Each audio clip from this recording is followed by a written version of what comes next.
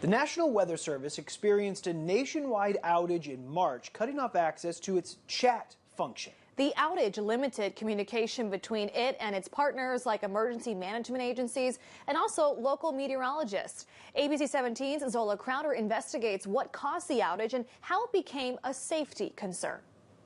The National Weather Service uses the chat function to communicate with meteorologists, emergency management, law enforcement, and radio operators. But when access goes down, real-time information is harder to get. Back in March, the National Weather Service experienced an outage, making its chat function, which offers warnings and serves as communication, inaccessible. I sat down with the warning coordination meteorologist for the National Weather Service in St. Louis to figure out why this is happening. There have been some recent issues with the stability of the platform. Basically, it's becoming so popular that it's exceeding its limit. Officials say it was caused by too many people all over the nation trying to use the chat at once, and then it just went out. At the time, places in the southeast had severe weather, and NWS partners didn't have access to warnings or threats through the chat.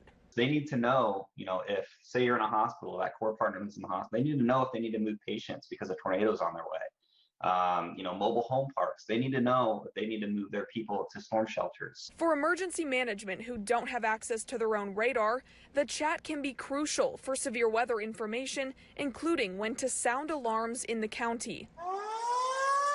If we're going to set off those outdoor warning sirens that are throughout Boone County's jurisdiction, sometimes we can glean information from the chat function, but that's not our only source. This tornado warning continues until about 3:15 this afternoon. People turn to the ABC 17 Storm Track weather team for safety during severe weather, who then turn to the chat for real-time information. Usually it's a big resource for us because we get real-time information, so we can get warnings in real time. They come in the second they're issued. But not having the chat limits communication between on-the-ground reporters spotting weather conditions, making it hard to get that critical information for viewers. We don't really know what's happening with the storm. We're getting the warning, and we have no chat function. We have no way to communicate with the Weather Service or even see those spotter reports. And the inaccessible information could be life-saving.